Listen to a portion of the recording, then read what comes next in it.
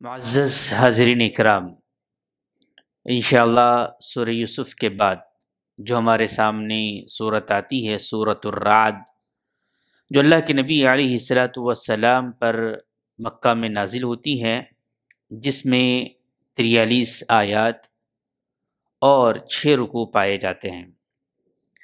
یوسف علیہ الصلاۃ والسلام کے واقعے سے دلائل، براہین، حق اور باطل، صبر، تقوی، اللہ کی تدبیر بیان کر کر اہل مکہ کو یہ بتایا گیا کہ اللہ تبارک و تعالیٰ کی تدبیریں کس طرح کامیاب ہوتی ہیں، اور جو صبر کرتا ہے اللہ تبارک و تعالیٰ دنیا اور آخرت میں کس طرح اس کو بلند مرتبے پر فائز کرتا ہے۔ یہاں پر عقلی دلائل اس صورت کے اندر دی جا رہی ہیں۔ رعد کا معنی بجلی کا ہوتا ہے، اور اس صورت میں حق کی طاقت اور باطل کی کمزوری بیان کی گئی ہے کہ حق کے اندر جو پاور ہوتا ہے، جو طاقت ہوتی ہے، جو دل و دماغ پر اثر انداز ہوتا ہے، باطل کبھی اس طرح اپنا اثر کسی پر نہیں چھوڑتا۔ سچ بات اور جھوٹ بات میں بھی یہی فرق ہے کہ اگر سچ ہے تو یقیناً جب وہ بیان کرنے والا بیان کرتا ہے تو اس کا اثر ہمیشہ باقی رہتا ہے، اور جھوٹ وقتی طور پر اگر بیان کر لیا جائے، بتا دیا جائے اور اس کو کچھ دنوں کے بعد پوچھا جاتا ہے تو وہ جو جھوٹ پر مبنی بات ہوتی ہے وہ تبدیل ہو جاتی ہے، اور حق کی کیفیت یہ ہوتی ہے کہ کئی سالوں کے بعد بھی اگر آپ سے اس سے پوچھے کہ یہ معاملہ کیا تھا تو وہ من نوعاً اس کو بیان کرتا ہے۔ یہاں پر اس صورت کی فضیلت کے اندر یہ بات ہمیں ملتی ہے، اس سے پہلے یہ چیز بھی یہاں بیان کی گئی ہے کہ یہ صورت میں توحید ربوبیت کی بنیاد بتائی گئی ہے، اور اسی کے بنیاد پر توحید الوہیت کو منایا گیا ہے۔ توحید ربوبیت، توحید الوہیت آپ سبھی جانتے ہیں۔ ربوبیت رب کے جتنے کام ہوتے ہیں وہ سارے کام یہاں پر بیان کیے گئے ہیں کہ اللہ کس طرح زمین کو بنایا، آسمان کو بنایا، سورج کو بنایا، چاند کو بنایا، اور زمین سے کس طرح کہ اللہ تعالیٰ نے پھول اور پھل پیدا کیے۔ سارے کام اللہ کے یہاں پر توحید ربوبیت بیان کی گئی، اور اس کے بعد کہا گیا کہ یہ سارے کاموں کو جو انجام دینے والا ہے وہ ہمارا الہ ہے، وہ ہمارا معبود ہے، اسی کی عبادت کی جائے، اس کے علاوہ کسی اور کی عبادت نہ کی جائے۔ اس کی فضیلت میں ابن ابی شیبہ اور مروزی نے کتاب الجنائز میں ایک قول نقل کیا ہے حضرت جابر بن زید سے۔ وہ بیان کرتے ہیں کہ جب وہ کسی کی جان کنی کی حالت میں کسی کو دیکھتے، یعنی زندگی سے رخصت ہونے کا وقت، موت سے قریب کا وقت، اس حالت میں جب کسی کو دیکھتے تو اس کے بعد سورۃ الرعد ان کے پاس جاتے اور سورۃ الرعد پڑھتے، اور پڑھنا بہتر سمجھتے تھے، اور وہ یہ کہتے تھے کہ یہ سورت مرنے والے کی تکلیف کو کم کرتی ہے اور روح قبض کرنے کے مرحلے میں آسانی پیدا ہوتی ہے۔ تو یہ حضرت جابر بن زید سے بات ہم کو ملتی ہے جو کتاب الجنائز کے اندر یہ چیز آتی ہے۔ تو یہاں سے مجھے اور آپ کو یاد رکھنا ہے کہ عام طور پر ہمارے ماحول و معاشرے میں انتقال سے قبل دیکھتے ہیں کہ سورۃ البقرہ کی تلاوت کی جاتی ہے، یا سورہ یاسین کی تلاوت ہوتی ہے، یا قرآن کی تلاوت ہوتی ہے۔ یقیناً یہاں پر اس قول سے، اس بات کا ہمیں علم ہو رہا ہے کہ سورۃ الرعد کے پڑھنے کا حکم ملتا ہے، تو کوشش کریں کہ اگر کوئی ایسا مرحلہ، ایسا موقع آپ کے زندگی میں آئے اور اللہ نے آپ کو آپ کے سامنے دیکھ رہے ہیں کہ کسی کی روح پرواز ہو رہی ہے اس کیفیت میں، تو سورۃ الرعد کی تلاوت کریں۔ دوسری جو بات آتی ہے انتقال سے قبل انسان کے ارد گرد جو لوگ رہتے ہیں ان کے لیے بڑا پیغام یہ ہے کہ اللہ کے نبی صلی اللہ علیہ وسلم نے اپنے چچا کو، ابو طالب کو کیا کیا، اللہ کے نبی صلی اللہ علیہ وسلم آئے اور وہاں تلقین کر رہے تھے کہ اے چچا آپ کلمہ پڑھ لو، آپ لا الہ الا اللہ، آپ اس بات کی گواہی دو کہ اللہ تعالیٰ ایک ہے اور محمد صلی اللہ علیہ وسلم اللہ کے بندے اور رسول ہے، میں قیامت کے دن تمہارے حق میں شفاعت کروں گا۔ تو یہاں سے یہ بات آتی ہے کہ ایسی حالت میں جو بھی وہاں قریب میسر ہو انہیں چاہیے کہ کلمہ توحید کا ورد کریں، زور زور سے کلمہ توحید کو پڑھیں۔ کلمہ توحید کو پڑھنے سے یہ ہوگا کہ سننے والا یا اس دنیا سے رخصت ہونے والا اپنی زبان سے کلمہ توحید ادا کر دیں اور انما الاعمال بالخواتیم کے تحت وہ جنت کا مستحق ہو جائے۔ ہم تدفین سے پہلے، نماز جنازہ کے بعد، گھر سے نکلتے وقت، مسجد سے قبرستان جاتے وقت کلمات کو بلند کرتے ہیں، جبکہ حکم یہ ہے کہ وہ اس کے جسم میں روح باقی ہو اور وہ آپ کو سن سکے، ایسی حالت میں پڑھنے کا حکم دیا گیا۔ ہمارے ماحول معاشرے میں ایک الگ ماحول ہے، ایک الگ چیز پتہ نہیں کہاں کہاں سے لوگ اٹھا کر لے کے آتے ہیں اور سالوں سال صدیوں تک اسی پہ رہنا باقی سمجھتے ہیں کہ یہ ہم سنتے آئے ہیں۔ تو کوئی بھی چیز یاد رکھیں، دین کامل ہے، دین کا ہر حکم اللہ کے نبی صلی اللہ علیہ وسلم کے طریقے کے مطابق ہوگا، تبھی وہ ثواب کا ذریعہ بنے گا، ورنہ وہ بدعت ہوگی اور بدعت گمراہی ہوگی اور گمراہی جہنم کا ٹھکانہ ہے۔ تو یہاں پر اس صورت سے یہ بات ہمیں ملتی ہے۔ اس کے بعد یہ صورت شروع ہوتی ہے حروف مقطعات سے، جس کا مقصود جو اصلی ہے وہ اللہ تبارک و تعالیٰ ہی جانتا ہے۔ اللہ نے اس کے بعد یہ بات بیان کی، اللہ نے مثالیں دی۔ دیکھو اب سورہ مکہ کے اندر اترنے والی صورت ہے، اہل مکہ کو اب عقلی دلائل دیے جا رہے ہیں۔ تم رب کو مانو، اللہ کو مانو۔ اللہ الذی رفع السماوات بغیر عمد ترونہا، دیکھو یہ جو تمہارے سروں پر آسمان ہے، جو تمہیں نظر آ رہا ہے، اللہ نے اس کو بغیر ستونوں کے اوپر اٹھایا ہے۔ ایک انسان کوئی چیز کھڑی کرنا چاہتا ہے، بنانا چاہتا ہے، تو اس کو ستون، پلرز کی ضرورت پڑتی ہے۔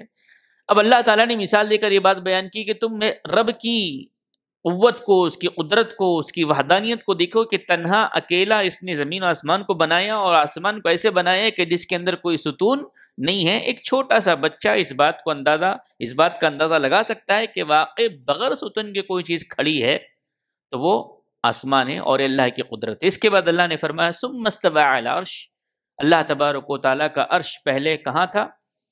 وَكَانَ عَرْشُهُ عَلَى الْمَاءِ، پانی پر تھا۔ جب اللہ نے زمین و آسمان کو بنایا، پیدا کیا، تو اللہ کا عرش 7ویں آسمان پر۔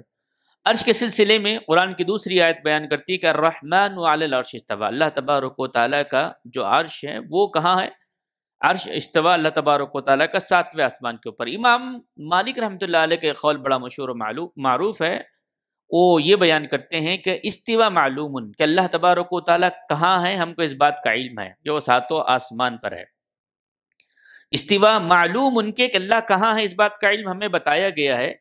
وہ کیفیت مجہول، کس حالت میں ہے اس بات کا ہمیں علم نہیں دیا گیا ہے۔ بیٹھا ہوا ہے، دیکھ رہا ہے، لیٹا ہوا ہے، انسانی صفات ہے، ہم اللہ کے لیے نہیں کر سکتے لیسا کمثلہ شیء۔ تو وہ کس حالت میں ہے، واللہ اعلم، اللہ ہی بہتر جانتا ہے۔ وہ سوال عنہا بدعت، استوا کے بارے میں سوال کرنا بدعت ہے۔ تو امام مالک رحمۃ اللہ علیہ کا یہ قول یاد رکھیں استوا کے بارے میں، تو بڑا آسان ہوگا کہ اللہ تبارک و تعالی عرش پر مستوی ہے۔ اپنے علم کے اعتبار سے ہر جگہ اللہ تبارک و تعالیٰ کا علم محیط ہے۔ یہاں پر وحدت الوجود کا بھی عقیدہ آتا ہے۔ بہت سارے لوگ ہر شے میں اللہ کو مانتے ہیں، ہر چیز کے اندر اللہ تبارک و تعالیٰ ہر چیز پر قدرت رکھنے والا ہے اور آسمان پر مستوی ہے۔ اس کے بعد دوسری مثال اللہ نے دی، وَسَخَّرَ الشَّمْسَ وَالْقَمَرَ، آسمان کو دیکھ لیا آپ نے بغیر ستونوں کے کھڑا ہوا ہے۔ اب دیکھو چاند اور سورج کو، یہ چاند اور سورج جو اپنی ڈیوٹی انجام دے رہے ہیں، وہ کلو یجری لیجل مسمى، یہ دونوں ایک معین مدت تک کے لیے چل رہے ہیں، ایک کے پیچھے ایک کے پیچھے ایک، دن اور رات۔ دوسری جگہ پر اللہ نے فرمایا دن بنائی، رات آرام کے لیے، دن کمائی کے لیے۔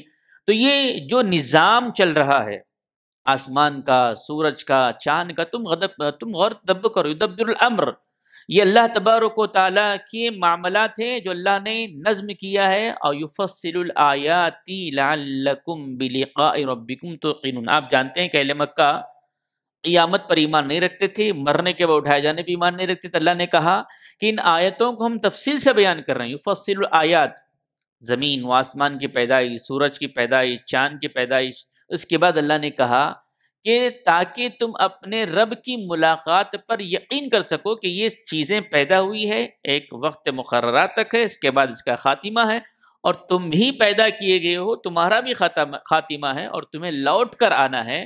جب یہ کیفیت اہل مکہ کے سامنے رکھی گئی، اللہ ماشاء اللہ، اللہ نے جسے ہدایت دی وہ ہدایت کے راستے پر آ گئے، اور جنہیں نہیں دی وہ گمراہ رہے۔ اس کے بعد اللہ نے اور مثال دی، وَهُوَ الْأَرْضِ مَدَّ الْأَرْضِ، زمین کو ہم نے بچھایا ہے، بچھونا بنایا ہے۔ زمین کو اللہ نے جو مہیا کیا ہمارے لیے ایک بہت بڑی اللہ کی نعمت ہے، اور اللہ نے کہا کہ زمین کو ہم نے ایسے نہیں چھوڑا بلکہ اس کے اندر پہاڑ کو گاڑے.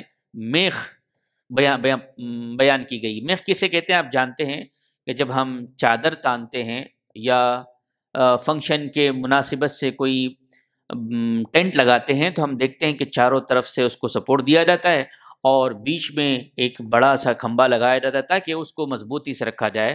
تو اللہ نے دوسری آیتوں میں یہ بات بیان کی زمین کو ہم نے بچھایا اور ہم نے پہاڑوں کو میخ بنایا, کیلے بنائے.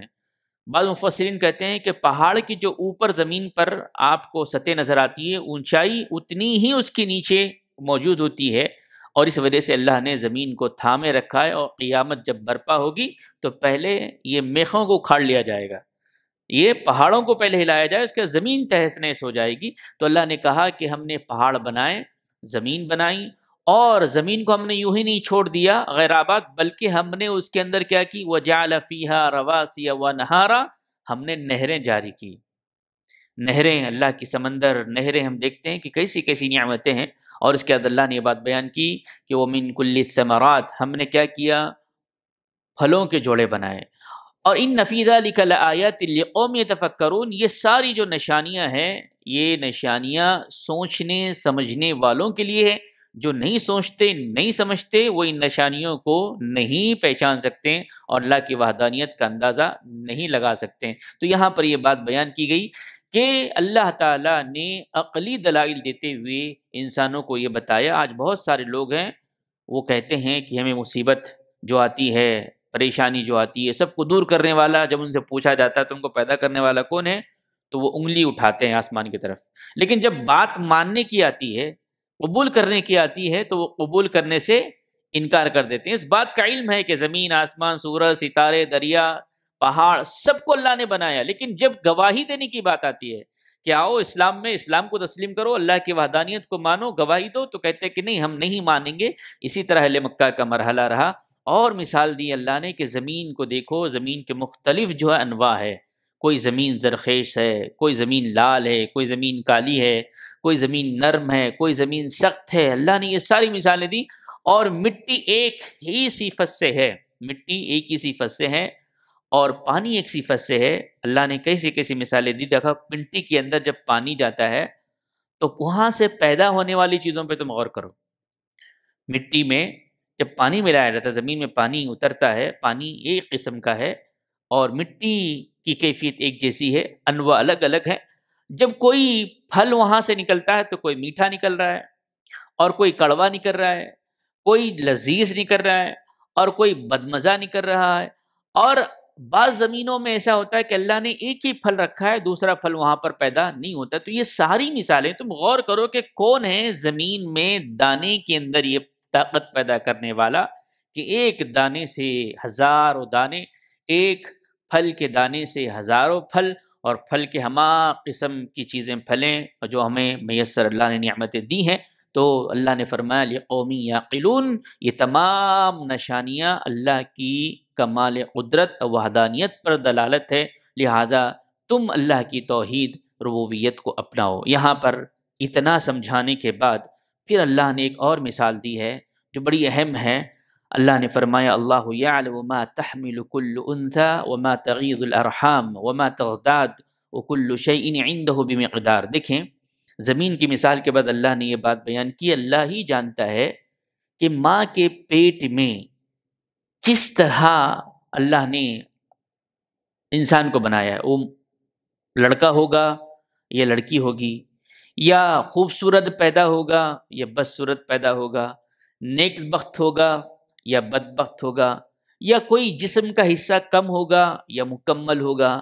یہ ساری جو چیزیں اللہ نے رکھی ہے, اللہ فرماتا اللہ یعلم ما تحمل کل انثى, ہر مؤنث, ہر عورت جو اپنے پیٹ میں حمل کو لے کر اڑتی ہے, بیٹھتی ہے, پھرتی ہے, ہم جانتے ہیں کہ اس کے ساتھ کیا معاملہ ہونے والا ہے یا اس کے پاس کون سی چیز آنے والی ہے. یہ 9 مہینے یہ مکمل ہو کر ہوگا یا اس سے پہلے ہوگا یا اس کے بعد ہوگا. یہ سارے رحموں کا جو معاملہ ہے جس کے اندر کمی و بیشی ہوگی, یہ ساری چیزوں کا اندازہ اللہ تبارک و تعالیٰ کو ہے, اللہ کے علاوہ کسی اور کو نہیں ہے. یہ بھی ایک بڑی مثال اللہ تبارک و تعالیٰ نے یہاں دی. اس کے بعد اللہ نے فرمایا قل هل يستوي الأعمى والبصير، کیا نابینا اور بینا دونوں برابر ہو سکتے ہیں، دیکھنے والا اور نہیں دیکھنے والا؟ یقیناً ہے کہ نہیں ہو سکتے ہیں.